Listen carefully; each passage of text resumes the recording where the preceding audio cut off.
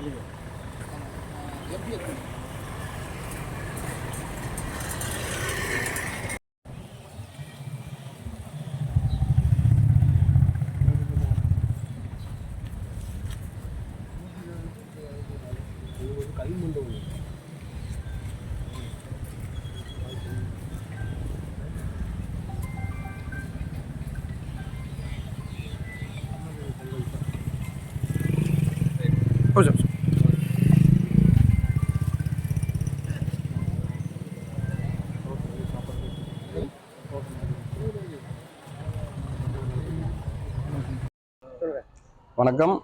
நான் தாய் தமிழ் அறக்கட்டளை ஜி மணிகண்டன் பேசுகிறேன்.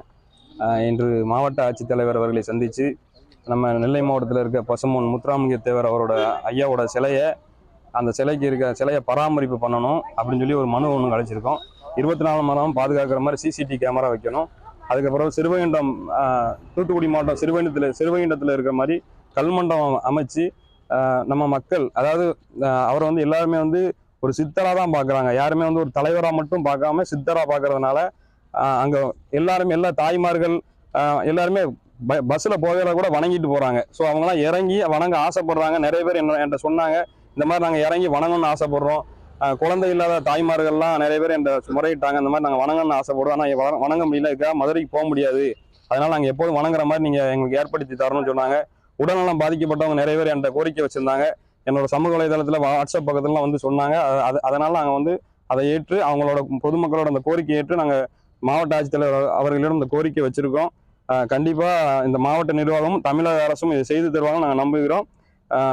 நிறைய பேர் இன்னுமே நிறைய அமைப்புகள் இதை கொடுக்குறதா இருக்கிறாங்க. எங்ககிட்ட சொல்லிட்டு இருக்காங்க. எங்கள் சமூக தலைவர்கள் இதை நான் கொடுக்குறதா சொல்கிறாங்க. அந்த கம்பி வலையும் எடுத்துட்டு கல்மண்டபம் அமைச்சு தந்தா நாங்கள் ரொம்ப சந்தோஷப்படுவோம். இந்திய தேசத்திற்காக பாடுபட்ட பசும்பொன் முத்துராமலிங்க தேவர் அவர்களுக்கு அரசு உரிய மரியாதை செலுத்தணும் நான் இந்த நேரத்தில் கேட்டுக்கிறேன். அந்த சிலை சாலையின் நடுவே இருக்கு. இப்போ நீங்க கல்மண்டபம் கேட்குறீங்க அப்படின்னா நாளைக்கு போக்குவரத்து பாதிக்கும். இல்லை, அது சிலையை வேற இடத்துக்கு மாற்றுவதற்கு நீங்க சம்மதிப்பீங்களா? அரசு அப்படி ஒரு நிலைப்பாடு வந்துச்சுன்னா கண்டிப்பான முறையில் அது பொதுமக்கள் சந்திக்கிற இடமா இருந்தா நாங்கள் நிச்சயமா அதை நாங்கள் இப்போ சமுதாய பெரியவர்கள், இந்திய சுதந்திரத்துக்காக பாடுபட்ட பெரியவங்ககிட்டலாம் கேட்டுட்டு கண்டிப்பா அதை பத்தி நாங்கள் அரசுக்கு பதில் சொல்லுவோம் அப்படிங்கிறத நான் தெரிவிச்சுக்கிறேன். ஏற்கனவே இந்த சிலைகளெல்லாம் எடுக்க வேண்டும் அப்படின்னு சொல்லி நீதிமன்றம் போயிருக்கிறாங்க. இப்போ நீங்க மட்டும் கல்மண்டபம் கேட்டா இதே போன்ற எல்லா தலைவர்களுக்கும் கல்மண்டபம் கேட்பாங்க. அதையெல்லாம் இல்ல, அது நீங்க சொல்றது சரிதான். அப்படி ஒரு ஆட்சேபனை அரசாங்கம் சார்பா தெரிவிச்சா எங்க சமுதாயம் சார்ந்து நாங்க செலவு பண்ண அதுக்கு நாங்க தயாரா இருக்கோம். அது எங்க சமுதாயத்தோட பெரியவர்கள்ட்ட நாங்க அனுமதி கேட்டுட்டு தான் நான் இந்த உத்தரவாதம் கொடுக்கேன்.